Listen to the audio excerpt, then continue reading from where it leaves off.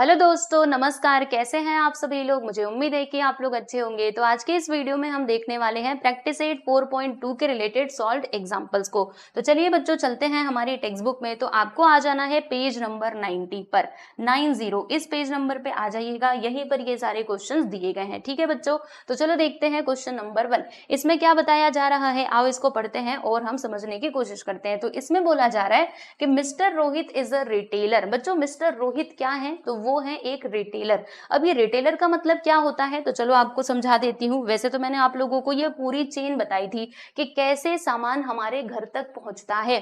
हम directly manufacturer के पास जाते हैं क्या सामान खरीदने के लिए? जी नहीं, हम जाते हैं प्यारे बच्चे रिटेलर के पास और वहीं से सामान लेकर के आते हैं। ठीक है, तो ये पूरी जो चेन है वो किस तरीके से होती है, ध्यान से देख लीजिए। जैसे कि सबसे पहले नंबर पे यहाँ पे हम लोग बात करते हैं मैन्युफैक्चरर की। ठीक है, जहां पर क्या किया जाता है दोस्तों, गुड्स को प्रोड्यूस किया जाता है, यानी कि सामान को बनाया कहां पर जाता है? यहाँ पर। ठीक है, फिर सामान बन करके तैयार हो गया, अब किसके पास जाएगा? तो अब जाएगा होलसेलर, या फिर हम इसको डिस्ट्रीब्यूटर भी बोल सकते हैं। ठीक है, तो होलसेलर क्या करते हैं, यहाँ पे गुड्स को परचेस करते हैं। फिर उसके बाद क्या होगा, तो होलसेलर से गुड्स किसके पास जाएगा? रिटेलर के पास जाएगा, और रिटेलर के पास से फाइनली हमारे पास यानी कि कंज्यूमर के पास सामान जाता है। ठीक है, तो हम लोग क्या है, हम हैं प्यारे दोस्तों कंज्यूमर। और अगर हमें किसी भी चीज की जरूरत होती है तो हम किसके पास जाते हैं? हम जाते हैं प्यारे दोस्तों रिटेलर के पास। हम डायरेक्टली इनके पास नहीं जाते हैं, मैन्युफैक्चरर के पास नहीं जाते हैं, हम जाते हैं इनके पास और यहीं से सामान खरीदते हैं। ठीक है, तो यहाँ पर हमने ये जो क्वेश्चन में देखा मिस्टर रोहित, मिस्टर रोहित क्या है दोस्तों? तो वो है रिटेलर। देखो मिस्टर रोहित ये है रिटेलर। ठीक है, चलिए आगे देखते हैं। अब देखो बच्चों, इन्होंने क्या किया, जब इन्होंने गुड्स को परचेज किया, यानी जब ये होलसेलर से गुड्स को परचेज कर रहे थे ना, तब इन्होंने कितना जीएसटी पे किया था? ध्यान से देख लीजिए, 6,500 रुपए का इन्होंने जीएसटी पे किया था। किसने किया था? तो मिस्टर रोहित ने किया था। ठीक है भैया, बहुत अच्छी बात है। फिर आगे देखो, he collected GST of ₹8,000 at the time of sale, यानी कि जब इन्होंने बेचा सामान को तब इन्होंने कितना जीएसटी कलेक्ट किया? 8,000 रुपए। तो समझिएगा ध्यान से, देखो जब ये रिटेलर ये है रिटेलर यानी कि मिस्टर रोहित। बच्चों ये है ना मिस्टर रोहित, ध्यान रखना। ठीक है, तो मिस्टर रोहित जब सामान खरीद रहे थे, किससे खरीद रहे थे?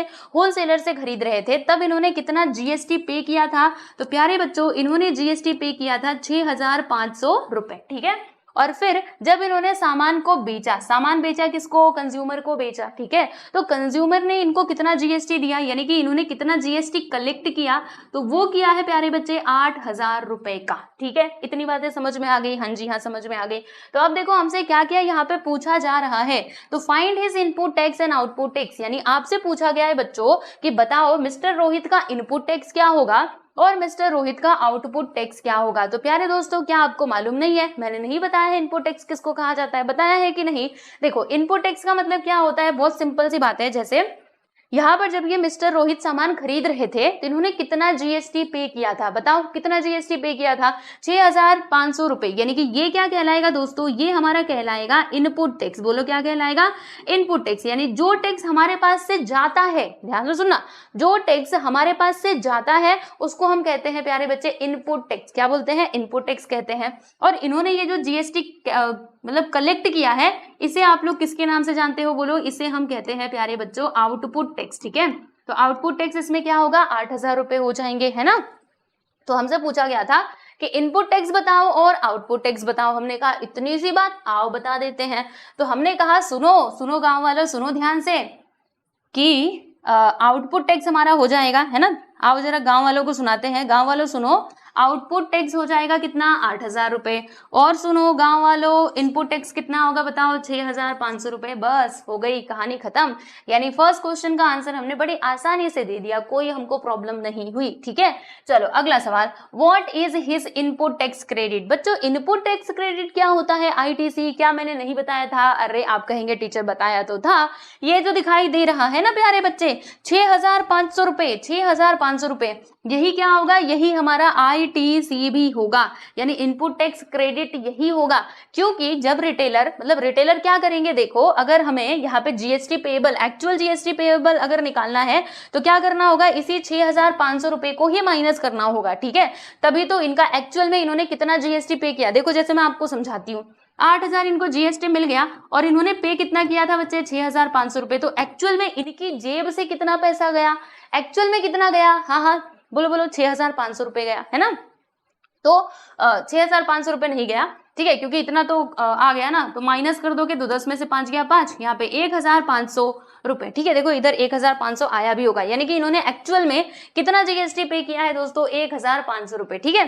तो यहाँ पर मुद्दा क्या था कि इनपुट टैक्स क्रेडिट बताओ, तो बस सीधा सीधा लिख देने का 6,500 रुपए, दैट्स इट, ओके।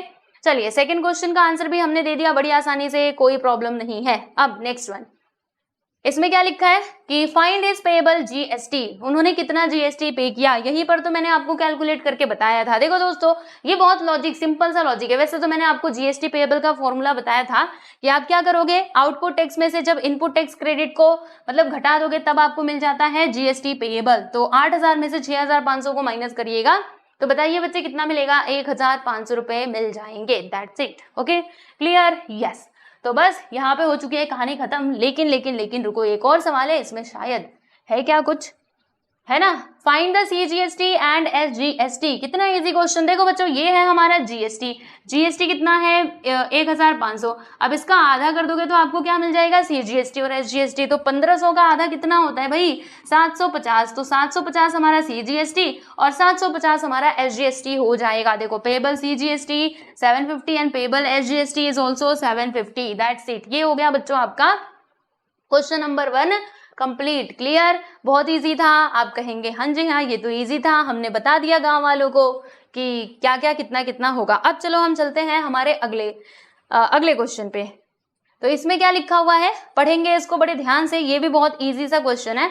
इसमें लिखा है कि Mrs Jai chemicals purchase a liquid soap having taxable value ₹8,000 and sold it to the consumer for the taxable value of ₹10,000। देखो बच्चों बहुत सिंपल सी बात है, ये है मिसेस जय केमिकल्स, ठीक है, जिन्होंने क्या किया, लिक्विड सोप परचेज किया। कितने का परचेज किया, 8,000 रुपए का। तो ये जो आप देख रहे हैं ना बच्चे, ये हमारा टैक्सेबल वैल्यू है, मतलब इसी के ऊपर टैक्स कैलकुलेट किया जाएगा। तो जब इन्होंने परचेज किया तो फिर बताओ टैक्सेबल वैल्यू कितना था, प्री फॉर परचेज, जब इन्होंने खरीदा था तब की बात है। और जब इन्होंने इसको बेचा तो फिर कितने का बेचा है, टैक्सेबल वैल्यू उस टाइम पे कितना है दोस्तों, तो 10,000 रुपए है, okay. Rate of GST is 18%, okay बहुत अच्छी बात है। Find the CGST and SGST payable by Mrs Jai chemicals, यानी बच्चों आपको ये बताना है कि सीजीएसटी और एसजीएसटी कितना होगा, है ना, वो यहाँ पे फाइंड आउट कीजिए। हमने कहा अच्छा अब भी हम फाइंड आउट कर लेंगे, टेंशन वाली कोई बात नहीं है।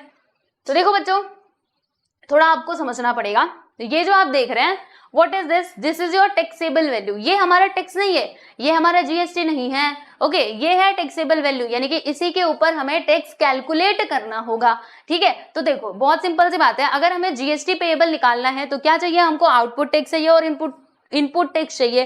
क्या हमारे पास आउटपुट और इनपुट टैक्स अभी फिलहाल में है, नहीं है, यानी कि हमें इनपुट टैक्स और आउटपुट टैक्स पहले तो फाइंड आउट करना पड़ेगा। तो कैसे करेंगे आओ आपको बताती हूँ। देखो हम यहाँ पे बात कर लेते पहले इनपुट टैक्स की,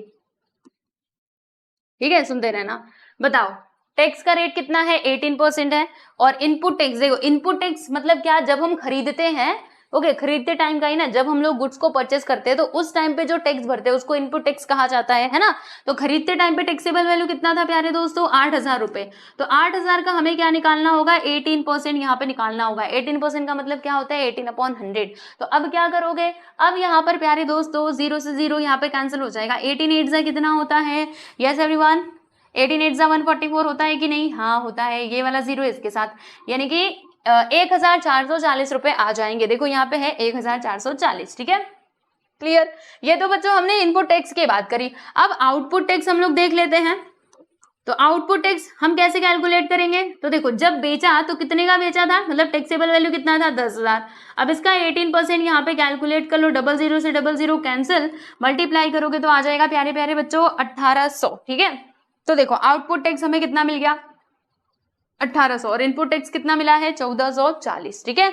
हमें क्या निकालना था, सीजीएसटी और एसजीएसटी पेएबल। पहले जीएसटी पेएबल निकाल लो। चलो जीएसटी पेएबल का बच्चों फॉर्मूला क्या होता है, यस एवरीवन याद कीजिए वो दिन जब मैंने आप लोगों को बताया था, output tax minus input tax, output tax minus input tax, है ना। तो बोलो यहाँ पे आईटीसी, इनपुट टैक्स का मतलब वही इनपुट टैक्स क्रेडिट। तो आउटपुट टैक्स कितना है दोस्तों, 1,800, इनपुट टैक्स क्रेडिटेड 1,440, माइनस कर दोगे 0, 10 में से 4 गया तो 6, और यहाँ पे 17, कैसे कैसे कैसे 10 में से 4 गया तो 6, यहाँ पे कितना बचेगा 7, 7 में से मतलब 360 आएगा। कितना आएगा बच्चे 360। ये हमको क्या मिलता है, तो ये हमें मिलता है जीएसटी पेएबल। ये जीएसटी पेएबल हमको मिला है, राइट। हमें क्या चाहिए, हमें एसजीएसटी और सीजीएसटी चाहिए। तो ये जो 360 है प्यारे दोस्तों, इसी का आप आधा कर दीजिए, आपको सीजीएसटी और एसजीएसटी भी मिल जाएगा। तो देखो ये 180 आ जाएंगे। जैसे 360 का अगर आप आधा करोगे, 360 का हाफ करोगे तो कितना आएगा 180 आएगा। तो 180 हमारा हो जाएगा दोस्तों सीजीएसटी और 180 हो जाएगा एसजीएसटी। तो बस ये है आपका फाइनली आंसर, आप यहाँ पे चेकआउट कर सकते हो।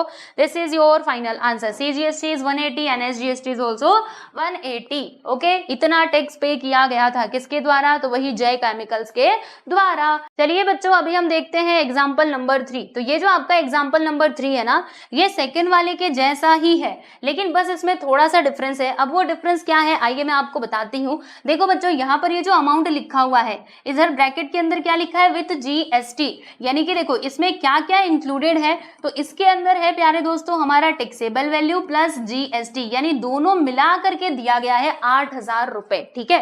वैसे ही ये जो आपको 10,000 दिखाई दे रहा है, इसमें जीएसटी है और टैक्सेबल वैल्यू है, ठीक है। तो दोनों चीजें इसके अंदर इंक्लूडेड है, यहाँ पर भी और यहाँ पर भी। तो बस यही छोटा सा डिफरेंस है। अब चलो देखते हैं कि इस टाइप के क्वेश्चन को कैसे सॉल्व किया जाता है। तो पहले तो हम क्वेश्चन पढ़ लेते हैं और इसको समझते हैं। तो देखो जय केमिकल्स ने क्या किया बच्चों, सोप खरीदा, ठीक है। कितने का खरीदा है, 8,000 रुपए का खरीदा है। तो इसके अंदर जीएसटी भी इंक्लूडेड है, ध्यान रखना, ओके। और फिर इन्होंने क्या किया, तो इन्होंने बेचा उस सोप को, कितने में बेचा है कंज्यूमर को, तो 10,000 रुपए में बेचा है। अगेन इसके अंदर जीएसटी इंक्लूडेड है, ठीक है। रेट ऑफ जीएसटी अगर 18% है तो फिर बताओ क्या बताना है, सीजीएसटी और एसजीएसटी बच्चों आप लोगों को यहाँ पर फाइंड आउट करना है, ठीक है। तो कैसे करेंगे चलो आपको बताती हूँ। पहले मैं आपको ना ये क्वेश्चन अच्छे से समझा देती हूँ, ठीक है। देखो हम कैसे करने वाले हैं, क्या करने वाले हैं, थोड़ा आप ध्यान लगाना। जैसे यहाँ पे क्या दिया है, ये जो 8,000 आपको दिखाई दे रहा है, ये है प्यारे दोस्तों हमारा टोटल वैल्यू। तो टोटल वैल्यू हमको कैसे मिलता था, बहुत सिंपल है। जैसे मान लीजिए अगर हम कहीं से सामान खरीद रहे हैं, तो एक तो टैक्सेबल वैल्यू उसके अंदर इंक्लूड होगा, और क्या होगा, यानी कितना ओवरऑल टोटल मिला करके हमें कितना अमाउंट दुकानदार को देना पड़ेगा। तो टैक्सेबल वैल्यू उस सामान का प्लस टैक्स भी देना पड़ेगा, है ना। यानी कि अगर आपको फाइंड आउट करना है प्यारे बच्चे टोटल वैल्यू, ओके, तो टोटल वैल्यू का फॉर्मूला क्या बनेगा बताओ, तो ये होगा टैक्सेबल वैल्यू प्लस जीएसटी, है ना, तभी हमको टोटल वैल्यू मिलेगा। समझ रहे हो कि नहीं। तो वैसे ही यहाँ पर ये जो आपको 8,000 बच्चों दिखाई दे रहा है, 8,000 क्या है, 8,000 हमारा टोटल वैल्यू है, जिसमें टैक्सेबल वैल्यू भी है और जीएसटी भी है, दोनों इसके अंदर ऑलरेडी इंक्लूडेड है। ओके, हाँ क्लियर है, बहुत अच्छी बात है। अब सुनो बच्चों ध्यान से, हमें क्या फाइंड आउट करना है, हमें यहाँ पे मान लीजिए, मानना क्या है, यही तो हमको फाइंड आउट करना है। जीएसटी पेएबल अगर हमें निकालना है तो हमारे पास क्या क्या होना चाहिए, पहले तो आप ये समझो। तो आप कहेंगे इतनी सी बात, हमें तो इसका फॉर्मूला पता है। अगर हमारे पास आउटपुट टैक्स होगा, आउटपुट टैक्स, देखो अगर हमारे पास आउटपुट टैक्स होगा और इनपुट टैक्स होगा आईटीसी, है ना, तो हम क्या कर सकते हैं, जीएसटी पेएबल निकाल सकते हैं। तो क्या हमारे पास आउटपुट टैक्स है, देखो कहीं पर है, नहीं है भाई। ये जो आपको दिखाई दे रहा है या फिर ये इसके अंदर जीएसटी इंक्लूडेड है, ओके, इसमें आउटपुट टैक्स या फिर इनपुट टैक्स अभी तो आप नहीं बता सकते। तो आपको क्या करना पड़ेगा बच्चों, हाँ आउटपुट टैक्स और इनपुट टैक्स फाइंड आउट करना पड़ेगा। लेकिन ये कैसे मिलेगा, अभी ये बात भी यहाँ पर आ जाती है। तो देखो आपको समझाती हूँ, आउटपुट टैक्स और इनपुट टैक्स, है ना, थोड़ा सा आप ध्यान से समझिएगा। जैसे 8,000 रुपए इन्होंने कब पे किया था, जब इन्होंने सामान खरीदा था तब, है ना, जब इन्होंने सामान, ये जो सोप है, जब इसको खरीदा था 8,000 रुपए में, है ना, तब इन्होंने 8,000 रुपए दिए थे। तो खरीदते टाइम पे जो जीएसटी हम भरते हैं उसको क्या कहा जाता है दोस्तों, उसको कहा जाता है ये इनपुट टैक्स कहा जाता है, राइट। तो यहाँ पर ये जो आपको जीएसटी दिखाई दे रहा है, देखो एक तो बच्चे हमारा टैक्सेबल वैल्यू होगा। चलो इसमें हम लोग टैक्सेबल वैल्यू को ना एक्स मान लेते हैं, कि टैक्सेबल वैल्यू हमें मालूम नहीं है ना कितना है, तो हम इसको मान लेते हैं प्यारे बच्चे एक्स। क्या मान लेते हैं, एक्स मान लेते हैं। फिर जीएसटी कितना, जीएसटी तो हमें मालूम ही नहीं है, ओके। तो इस जीएसटी को हम लोग क्या कहेंगे बच्चे, तो इसको हम लोग कहेंगे इनपुट टैक्स। क्या कहेंगे बोलो जल्दी से, इनपुट टैक्स, यानी कि यहाँ पर खरीदते टाइम पे जो हम लोग टैक्स देते हैं उसको इनपुट टैक्स कहा जाता है, राइट। अब ध्यान से समझना, अगर हमें इनपुट टैक्स चाहिए तो हमारे पास क्या क्या होना चाहिए, एक तो टैक्सेबल वैल्यू हमारे पास पहले से है। अगर हमें किसी तरीके से टैक्सेबल वैल्यू मिल जाता है, यानी कि ये एक्स का वैल्यू मिल जाता है, तो हमारे पास इनपुट टैक्स क्रेडिट बहुत आसानी से आ जाएगा, है ना। तो फिर इनपुट टैक्स तो हमको मिल ही जाएगा, क्योंकि इसको हम इधर बुलाएंगे, फिर माइनस करके इनपुट टैक्स निकाल सकते हैं, राइट। यानी कि हमें कैसे भी करके ये टैक्सेबल वैल्यू का पता लगाना पड़ेगा, ओके। अब ये टैक्सेबल वैल्यू का हम पता लगाएंगे तो लगाएंगे कैसे? अब देखो बच्चों, उसी का लॉजिक मैं आपको समझाती हूँ, ठीक है। तो जैसे हम इनपुट टैक्स निकालेंगे ना, वैसे ही आउटपुट टैक्स भी मिलेगा। आउटपुट टैक्स भी आपको बता देती हूँ। जैसे मान लो टोटल वैल्यू कितना दिया था, 10,000 रुपये दिया गया था, है ना। इसके अंदर टैक्सेबल वैल्यू भी है, तो टैक्सेबल वैल्यू हम लोग y मान लेते हैं और जीएसटी भी है। तो बच्चों जब हम लोग सामान बेचते हैं उस टाइम पे जो टैक्स भरते हैं उसको क्या कहा जाता है? आउटपुट टैक्स कहा जाता है। यानी कि ये क्या है? ये जीएसटी तो है, मतलब टैक्स तो है, लेकिन ये आउटपुट टैक्स है। आउटपुट टैक्स मतलब इतना टैक्स हमने क्या किया है? कलेक्ट किया है, ठीक है। तो अगर हमें टैक्सेबल वैल्यू मिल जाए तो 10,000 में से इस वैल्यू को माइनस कर देंगे, हमें आउटपुट टैक्स भी मिल जाएगा। यानी आप समझो कि हमें एक्स का वैल्यू निकालना है और ये वाई का वैल्यू निकालना है। तो कैसे मिलेगा, थोड़ा हम यहाँ पे ध्यान लगाएंगे और समझने की कोशिश करेंगे। तो देखो बच्चों, यहाँ पर ये जो रेट ऑफ जीएसटी है वो कितना है? 18% है हर केस में, यानी इसके केस में भी, इसके केस में भी। और हम अगर अपने मन से कोई वैल्यू भी अज्यूम करेंगे तो उसमें भी रेट ऑफ जीएसटी कितना होगा? 18% ही होगा, ठीक है। हाँ ठीक है। तो देखो अगर हम बात करें यहाँ पर रेशियो की, बच्चों हम लोग रेशियो थोड़ा समझते हैं, है ना, थोड़ा ध्यान लगाना। ये क्वेश्चन थोड़ा सा अलग टाइप का है, इसीलिए आपको थोड़ा एक्स्ट्रा दिमाग लगाना पड़ेगा। तो सुनिए, रेशियो हम यहाँ पे लिख रहे हैं बच्चों, टैक्सेबल वैल्यू, टैक्सेबल वैल्यू और टोटल वैल्यू का, ठीक है, टोटल वैल्यू, ठीक है। तो बच्चों टैक्सेबल वैल्यू और टोटल वैल्यू का जो रेशियो है ना वो क्या होगा? कांस्टेंट होगा। कांस्टेंट मतलब क्या होता है कि सेम। ओके, आप इधर टैक्सेबल वैल्यू लिखोगे, नीचे टोटल वैल्यू लिखोगे तो यहाँ पर जो रेशियो आएगा ना वो हर एक केस में सेम ही आएगा। Okay, why? बिकॉज यहाँ पे जो रेट ऑफ जीएसटी है, मतलब प्यारे बच्चों, वो क्या है? वो यहाँ पे सेम है, 18% ही है, इसीलिए ये रेशियो हर एक केस में बराबर ही होगा। चाहे इस केस में ले लो, इस केस में, या फिर अगर हम अपने से कोई वैल्यू अज्यूम करते हैं तो वहां पर भी, ठीक है। तो अब सुनना ध्यान से प्यारे बच्चों, हम लोग ना एक काम करते हैं, है ना, मान लेते हैं कि जो हमारा टैक्सेबल वैल्यू है ना, ऐसे हम मान लेते हैं, ठीक है। टैक्सेबल वैल्यू को हमने अज्यूम कर लिया 100 रुपए। कितना अज्यूम किया प्यारे बच्चों? 100 रुपए अज्यूम किया। तो मुझे बताओ कि टोटल वैल्यू कितना होगा? अगर टैक्सेबल वैल्यू इतना है तो फिर टोटल वैल्यू कितना हो जाएगा? सोचिए जरा। तो देखो 18% का इसके ऊपर जीएसटी लगेगा। मान लीजिए 100 रुपए टैक्सेबल वैल्यू, 18% का हम जीएसटी लगा रहे हैं। ओके, तो टोटल वैल्यू कितना हो जाएगा? तो आप कहेंगे 100 का 18% 18 हो जाएगा। तो 100 और 18 करेंगे तो 118, यानी कि 118 रुपए हमारा हो जाएगा टोटल वैल्यू, है ना। सही कहा ना मैंने? बहुत अच्छे। अब देखो प्यारे बच्चों, ये वाला केस हम लोग यहाँ पे चर्चा करते हैं इसकी। देखिए ये क्या है? What is this? This is a total value. Okay, तो इस टोटल वैल्यू के ऊपर टैक्सेबल वैल्यू, टैक्सेबल वैल्यू ना, हाँ, टैक्सेबल वैल्यू कितना होगा वो हमें पता लगाना है। तो देखो मैं यहाँ पे लिख रही हूँ, टैक्सेबल वैल्यू को हमने इधर क्या माना है इस केस में? बताओ। टैक्सेबल वैल्यू को प्यारे बच्चों हम लोगों ने x रुपीज माना हुआ है। क्या माना हुआ है? यहाँ पर x रुपीज माना हुआ है। और टोटल वैल्यू बताइए कितना है प्यारे प्यारे बच्चों? तो टोटल वैल्यू है यहाँ पर, यस एवरीवन, कितना है? 8,000 रुपए, ठीक है। 8,000 रुपए हमारा टोटल वैल्यू है। ओके, अब मैंने क्या कहा था कि रेशियो हमेशा क्या होगा? कांस्टेंट होगा, यानी कि बराबर होगा। तो अगर हम टैक्सेबल वैल्यू को ऊपर लिखते हैं, आपको हो तो ये मिटा दूं, है ना, थोड़ा मुझे सॉल्यूशन करना है। तो इस केस में देखो टैक्सेबल वैल्यू कितना है प्यारे बच्चों? तो वो है हमारा 100 रुपए, ठीक है। फिर टोटल वैल्यू नीचे लिखना है। टोटल वैल्यू कितना है? 118। तो यहाँ पर हमने लिख दिया दोस्तों 118। ये किसके इक्वल होगा? तो ये जो हमारा दूसरा केस बनेगा वो इसके इक्वल हो जाएगा, क्योंकि ये रेशियो हमेशा कांस्टेंट रहने वाला है। तो बताओ इस केस में टैक्सेबल वैल्यू कितना है प्यारे बच्चे? x रुपए, और टोटल वैल्यू कितना है? 8,000, राइट। अब बस इसको सिंप्लीफाई कर दीजिए, आपको यहाँ से क्या मिल जाएगा? x का वैल्यू मिल जाएगा, ठीक है। तो कैसे सिंप्लीफाई करना है? देखो बहुत इजी है। ये जो 8,000 आपको दिखाई दे रहा है इसको कहो तुम इधर आ जाओ। तुम कर क्या रहे हो? उधर इधर आओ, ठीक है। तो प्यारे बच्चों 100 पहले से है, 118 ये पहले से है, और जब ये 8,000 इधर आएगा तो मल्टीप्लाई में हो जाएगा, that is equal to x, ठीक है। अब आप इसको सिंप्लीफाई करोगे तो यहाँ से आपको मिल जाएगा प्यारे बच्चों x का वैल्यू, ठीक है। तो सिंप्लीफाई करने पे x का वैल्यू मिलेगा। अब ठीक उसी प्रकार से हम लोग y का भी वैल्यू निकाल सकते हैं। आप कहेंगे कैसे y का वैल्यू निकाल सकते हैं?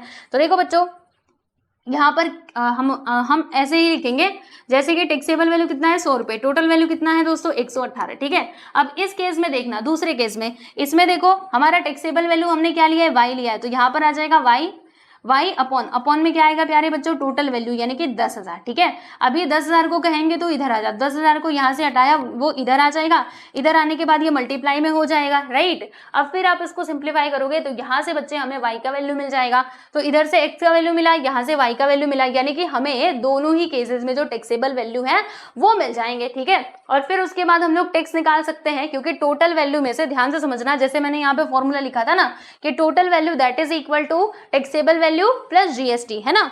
तो अगर हमें जीएसटी चाहिए होगा तो क्या करेंगे, टोटल वैल्यू में से आउटपुट टैक्स, ये क्या कहते हैं, टैक्सेबल वैल्यू को माइनस कर देंगे तो हमें जो जीएसटी है यानी कि आउटपुट टैक्स और इनपुट टैक्स मिल जाएगा। ठीक है, तो ये एक्स और वाई का वैल्यू हमें क्या करना है प्यारे बच्चों, कैलकुलेशन करके निकालना है, बस इतना सा काम आप कर लोगे, फिर उसके बाद से तो सब कुछ इजी होगा। ठीक है, तो चलो इसका सॉल्यूशन में देखो, ये समझ में आया ना।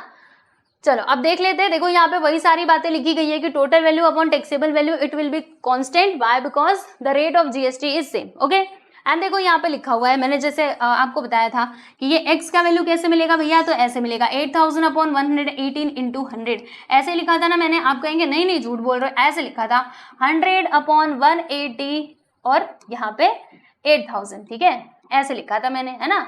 तो बताओ दोनों में कुछ डिफरेंस है, वही तो बात है। आप इसको सॉल्व करोगे तो जो आंसर इसमें से आएगा वही आंसर इसमें से आएगा, बस इन्होंने क्या किया है 8,000 को इधर ले लिया है, 100 को उधर ले लिया है, तो ऐसे चलेगा, कोई प्रॉब्लम नहीं है। ठीक है, तो जब आप इसको पूरा अच्छे से सिंप्लीफाई करेंगे प्यारे बच्चों तो आपको ये मिलेगा, आप ना थोड़ा डिवाइड करके देखना कितना मिलेगा, 6,779.66। ठीक है, तो ये मिल जाएगा, बहुत अच्छे। फिर अब उसके बाद हम लोग यहाँ पे जीएसटी निकाल लेते हैं, यानी कि इनपुट टैक्स निकाल लेते हैं, यानी कि जब गुड्स को परचेज किया था तो फिर कितना टैक्स पे किया था। तो टोटल वैल्यू कितना है प्यारे बच्चों, 8,000, जिसमें से इनपुट ये टैक्सेबल वैल्यू कितना आ गया, तो 6,789.66। तो जब आप 8,000 में से इसको माइनस करेंगे तो बोलिए कितना आएगा, तो इतना आएगा प्यारे बच्चों हमारा ITC, कितना आएगा 1220.34। ओके, माइनस करके देख लो इधर 8,000, इसमें से हम माइनस करेंगे 6,779.66, तो 10 में से 6 गया तो 4, और यहाँ पे 9 में से 6 गया तो 3, 8 में से 18 में से ये गया तो 9, यहाँ पे कितना आएगा भाई, यहाँ पे 9 में से ये कहाँ से, हाँ 9 में 7 गया तो 2 आएगा, फिर 9 में 7 गया तो 2 आएगा, यहाँ पे 1 आएगा, आया ना। अरे भाई रुको ये 9 है, 9 में से हाँ यहाँ पे 0 आएगा, तो 1220.34 आ गया। ठीक है, तो what is this is your प्यारे बच्चों इनपुट टैक्स क्रेडिट। ओके, याद रहेगा, हाँ जी हाँ याद रहेगा। अब चलो हम आगे बढ़ते हैं और आउटपुट टैक्स की बात करते हैं। तो पहले तो इस केस में हमें निकालना पड़ेगा y का वैल्यू यानी कि टैक्सेबल वैल्यू। ठीक है, टैक्सेबल वैल्यू को देखो इन्होंने यहाँ पे क्या अज्यूम किया है प्यारे दोस्तों, y अज्यूम किया है। ठीक है, तो वही वाला रिलेशन यहाँ पे लिखा हुआ है जैसे मैंने आप लोगों को बताया था। फिर आप इसको सिंप्लीफाई करोगे तो y का वैल्यू आपको ये मिल जाएगा। ठीक है, तो ये क्या है, ये है बच्चे हमारा टैक्सेबल वैल्यू। मैंने आपसे क्या कहा था कि आउटपुट टैक्स निकालना है। आउटपुट टैक्स कैसे मिलेगा, तो 10,000 में से आपको माइनस कर देना है 8,474.58 को, यानी कि टैक्सेबल वैल्यू को, तभी तो आपको आउटपुट टैक्स मिलेगा ना। पूरा मैंने ऊपर फॉर्मूला भी लिख के बताया था स्टार्टिंग में। तो चलो इसको माइनस करोगे, जब आप 10,000 में से किसको माइनस करना है, 8,474 को, 8,474 पॉइंट लगा देंगे, 58 लिख देंगे, है ना। यहाँ पे पॉइंट लगा के 0 0 बढ़ा देते हैं, चलो माइनस करते हैं। 10 में से 8 गया तो 2, 9 में से 5 गया तो 4, फिर उसके बाद 9 में से 4 गया तो 5 आएगा, 9 में से 7 गया तो 2 आएगा, 9 में से 4 गया तो बच्चों 5 आ जाएगा यहाँ पर, और 9 में से 8 गया तो 1, यानी कि 1525 सही निकाला है मैंने। हाँ देखो 1525.42। What is this is your प्यारे बच्चों आउटपुट टैक्स। ठीक है, तो हमको इनपुट टैक्स भी मिला और आउटपुट टैक्स भी मिला। अब हम जीएसटी पेएबल निकाल सकते हैं। तो जीएसटी पेएबल निकालने के लिए फॉर्मूला हमारा क्या होता है, output tax minus input tax. Output tax कितना है प्यारे बच्चे, तो वो है हमारा 1525.42। इसमें से हमें किसको माइनस करना पड़ेगा, ITC यानी कि इनपुट टैक्स को माइनस करना पड़ेगा। इनपुट टैक्स ये देखो रहा 1220, यहाँ पे लिखते हैं 1220.34। ठीक है, चलो माइनस करते हैं। तो 12 में 4 गया तो यहाँ पे 8 आएगा, 3 में 3 गया तो 0 पॉइंट लगा दिया। यहाँ पे आ जाएगा हमारे सामने 4 नहीं आएगा भाई, यहाँ पे आ जाएगा 5, फिर 2 में से 2 गया 0, यहाँ पे 3, 305.08। देखो बच्चों आया कि नहीं, देखो 305.08, तो ये हमको मिलता है दोस्तों जीएसटी पेएबल, राइट। हमें क्या निकालना था, हमें यहाँ पे सीजीएसटी और एसजीएसटी बताना था। तो ये जो 305.08 हमको मिला है, 305.08 बच्चे, इसी का जब हम आधा कर देंगे, हाफ कर देंगे, तो हमें क्या मिल जाएगा, हमें मिलेगा जीएसटी पेएबल, ठीक है। तो करना क्या है, आपको कुछ नहीं करना, सुन लो ध्यान से, इसको हटाओ, यहाँ पे 2 0 लगा दो और फिर उसको डिवाइड करो, 2 से करें। चलो देखो 2 1 2, यहाँ पे एक 100 रुपये आ जाएगा, मतलब 100 आएगा। यहाँ पे 2 1 2, 2 5 10, 2 2 4, 2 5 10, 2 4 8, ठीक है। कितना पॉइंट लगाना पड़ेगा, 2 डिजिट के बाद हमको पॉइंट लगाना पड़ेगा, यानी कि 152.54 इज द करेक्ट आंसर। यही है प्यारे बच्चों आपका सीजीएसटी और एसजीएसटी, ठीक है। तो ये था आपका आंसर, आप देख लो एक बार फिर से, जो मैंने आपको स्टार्टिंग में बताया ना, उसे आप एक बार फिर से वीडियो को पीछे जा करके देखना, पक्का समझ में आएगा। वो जो रिलेशन है वो थोड़ा सा कॉम्प्लिकेटेड है, मैं मान सकती हूँ, बट आप उसको देखोगे तो समझ में आएगा, ठीक है। चलिए भाई, तो यहाँ पर हमारा खत्म हुआ कि नहीं, चलो देखते हैं। नहीं अभी एक और एग्जाम्पल नंबर 4, मुझे लगा था एग्जाम्पल नंबर 3 तक ही है, कोई बात नहीं, आ जाओ एक और क्वेश्चन हम सॉल्व करेंगे, एग्जाम्पल नंबर 4। तो ये बच्चों हमें क्या करना है, ये एक्टिविटी यहाँ पर दी गई है जिसे हमको कंप्लीट करना है। तो आ जाओ भाई, सब लोग तैयार हो। देखो यहाँ से कुछ आएगा क्या, आ जाओ थोड़ा हम लिखते हैं, है ना। देखो यहाँ पर क्या लिखा है कि suppose a manufacturer sold a cycle for a taxable value of ₹4000, यानी कि बच्चों मैन्युफैक्चरर ने क्या किया, साइकिल को बेचा कितने में, 4000 रुपए में। किसको बेचा, होलसेलर को। तो आप देख सकते हो यहाँ पर कौन है भाई, यहाँ पर है हमारे मैन्युफैक्चरर साहब। रुको 1 मिनट, 1 मिनट, थोड़ा इसको पतला करते हैं, कुछ ज्यादा ही मोटा हो गया है।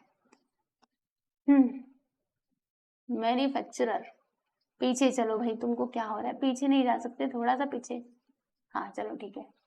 हाँ देखो यहाँ पे क्या आ जाएंगे, कौन आ जाएंगे, मैन्युफैक्चरर, ठीक है। मैन्युफैक्चरर ने 4000 रुपए का साइकिल बेचा बच्चों, किसको बेचा है, तो होलसेलर को। तो यहाँ पर कौन आएंगे, होलसेलर साहब जी आ जाएंगे, होलसेलर, ठीक है।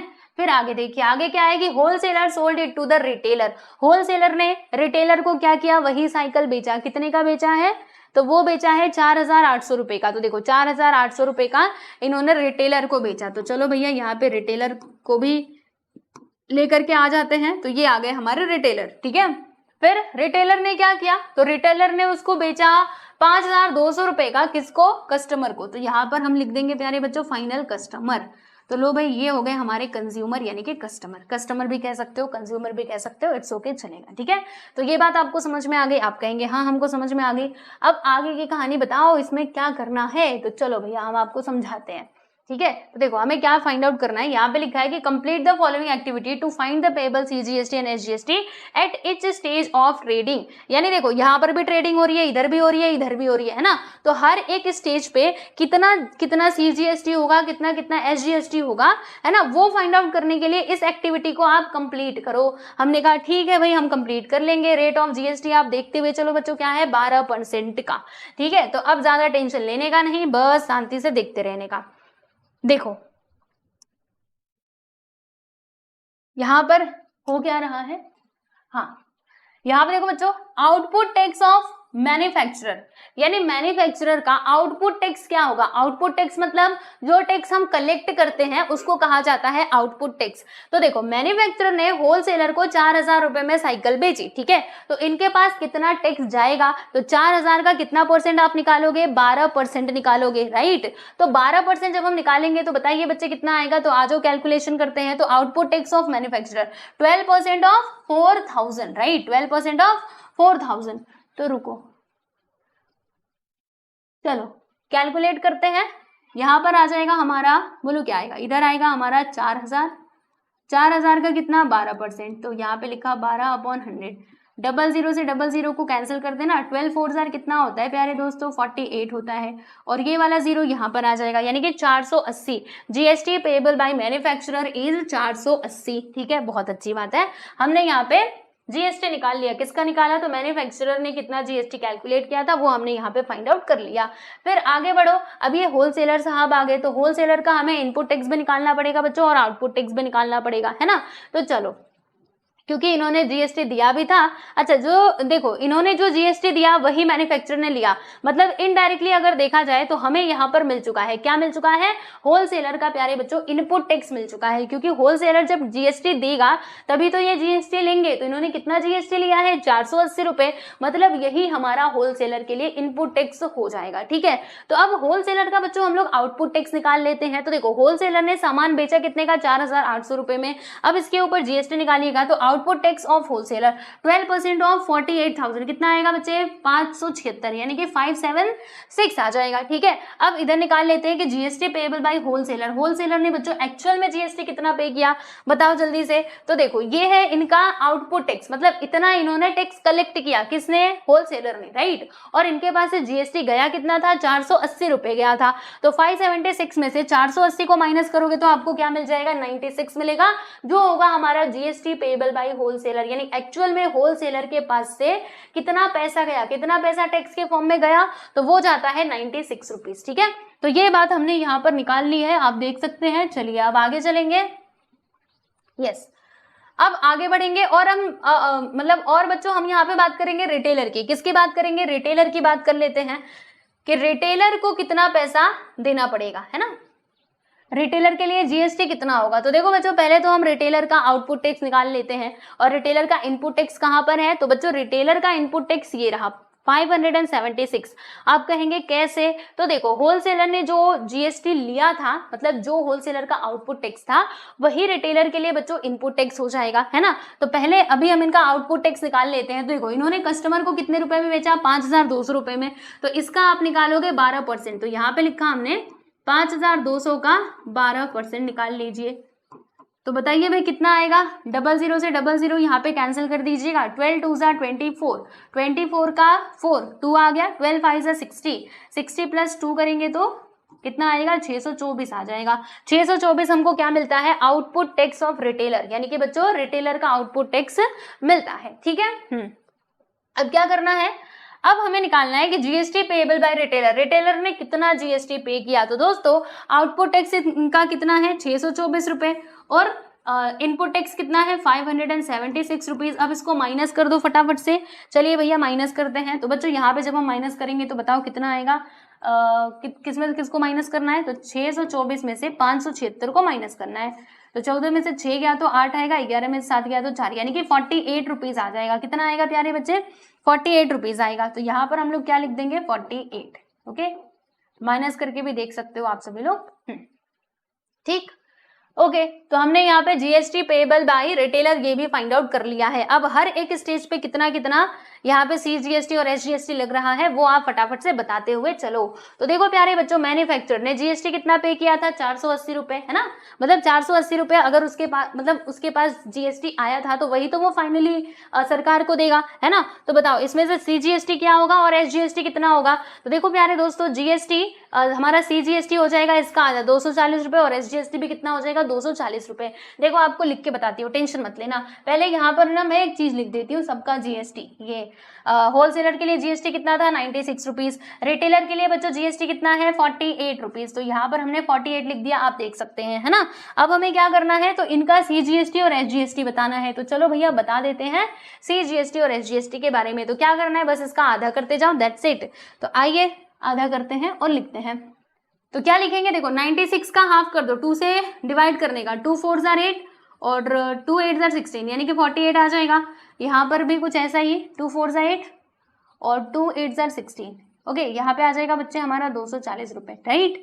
फिर 48 का आधा करोगे तो 2 2 ज़ा 4, 2 4 ज़ा 8, 2 2 ज़ा 4, 2 4 ज़ा 8। अब इस सब का टोटल कर दो, तो टोटल करोगे तो कितना आएगा, 8 6, यहाँ पे आएगा 14, 14 का 4 1 आ गया हमारे हाथ में। फिर 9 1 10 10 10 और 8 18 18 19 20 21 22 22 का 2 2 आ गया, 4 2 6, यानी कि बच्चों आ जाएगा हमारा 624। कितना आएगा जीएसटी पेएबल, 624 रुपए आ जाएगा टोटल जीएसटी पेएबल। ओके, ये कुछ गड़बड़ लिख दिया है क्या मैंने, माइनस, रुको यहाँ पे 6 अच्छे से थोड़ा लिखते हैं, 624 इतना ही आएगा। अभी देख लेंगे एक बार क्रॉस चेक करके। 8 4 12 1 आ गया, 4 4 8 8 2 10 1 11, फिर से 1 आ गया, 2 1 3 312, और यहाँ पे कितना आएगा, यहाँ पर भी उतना ही आना चाहिए, 8 4 12 1, 4 4 8 2 10 1 11, फिर यहाँ पे 3, 312 और 312 मिलाएंगे तो 624 रुपए हो जाएगा। ठीक है, तो ये हमको मिलता है प्यारे बच्चों हमारा जीएसटी, आप देख सकते हैं, है ना। बोलो इसमें कोई परेशानी आप सभी लोगों को? इजी था, सब कुछ आसान था? हाँ बोलो बोलो, आसान था। हाँ मुझे पता है यहाँ पे बहुत सारे स्टेजेस आ गए कि कैसे हो रहा है, क्या हो रहा है। तो ये ना मैंने आपको पूरी एक चेन समझाई थी। कहाँ पर बताई थी प्यारे बच्चों? यहाँ पर बताई थी। ये देखो, ये पूरा बताया था ना कि मैंने आपको पूरा अच्छे से समझाया था इसमें क्या चलता है। ये मैन्युफैक्चरर है, तो मैन्युफैक्चरर ने क्या किया, सामान बेचा, तो होलसेलर ने क्या किया बच्चों, इनको जीएसटी दिया, है ना। तो ये जो जीएसटी देंगे वो इनके लिए आउटपुट टैक्स कहलाएगा, यानी उतना जीएसटी उनको क्या करना पड़ेगा, सरकार के खाते में डालना पड़ेगा। ठीक है, फिर उसी तरीके से हमने रिटेलर की बात करी थी और यहाँ पे कस्टमर की बात की थी, और सब लोगों के पास से कैसे कैसे टैक्स जा रहा था वो भी हमने यहाँ पे चर्चा की थी। जैसे इनके पास से जा रहा था 24 रुपए, ठीक है, फिर उसके बाद यहाँ से कैसे 12 रुपए इधर जा रहा था, 12 रुपए कैसे आया था, तो आउटपुट टैक्स में से इनपुट टैक्स को हमने माइनस किया था ना प्यारे बच्चों। फिर यहाँ पर हमने किया था, यहाँ से 12 रुपए जा रहा था और कुल मिलाकर के कितना हुआ था जीएसटी, तो 48 रुपए हुआ था। ठीक है, मैंने आपको बताया था कि पूरा जो लोड है वो किसके ऊपर पड़ता है टैक्स का, तो वो कस्टमर के ऊपर ही पड़ता है, जैसे कि आप इसमें भी देख सकते हो। फाइनली कस्टमर ने कितना जीएसटी पे किया, कुल मिलाकर के अगर आप देखोगे तो कितना इन्होंने जीएसटी दिया था, हमारे कस्टमर ने 624 रुपए, है ना। और फिर सरकार के पास भी जीएसटी कितना गया, 624 रुपए ही गया, यानी कि पूरा जो लोड है वो किसके ऊपर पड़ता है, हमारे और आपके ऊपर ही पड़ता है। ठीक है, ये तो बीच में रहते हैं, वो बच जाते हैं, समझे। तो बस ये था आपका आंसर। चलिए क्वेश्चन नंबर 4 यहाँ पे होता है कंप्लीट, और आई होप कि ये खत्म हो गया होगा। तो प्रैक्टिस एट 4.2 के रिलेटेड जो भी सॉल्व एग्जांपल्स दिए गए थे वो मैंने आपको कंप्लीट करवा दिए हैं। आई होप आप लोगों को इससे हेल्प मिली होगी और आपको सारे क्वेश्चन समझ में आए भी होंगे। अभी बच्चों हम लोग नेक्स्ट वीडियो में क्या देखेंगे बताओ जरा। तो नेक्स्ट वीडियो में हम लोग देखेंगे हमारे आगे के क्वेश्चन, यानी कि प्रैक्टिस एट 4.3 के रिलेटेड सॉल्व एग्जाम्पल्स। ठीक है दोस्तों, दिखा देती हूँ एक बार कहाँ पर हैं। चलो उस पेज नंबर पे चलते हैं। इसका जो बेसिक है ना वो पढ़ के आना, मैं पहले ही बता रही हूँ बच्चों, पढ़ के आना, और फिर उसके बाद मैं क्वेश्चन सॉल्व करवाऊंगी। शेयर्स वगैरह क्या होता है, डिविडेंड क्या होता है, ये सब कुछ मैंने बेसिक वाले वीडियो में बता रखा है, तो आप एक बार जरूर रिवाइज करके आइएगा। ठीक है, यहाँ से हमारे क्वेश्चन स्टार्ट हो रहे हैं। तो चलो मिलते हैं नेक्स्ट वीडियो में। बाकी आप सभी लोग अपना ध्यान रखो और अच्छे से पढ़ाई करते रहो। ठीक है, चलो बाय एवरीवन।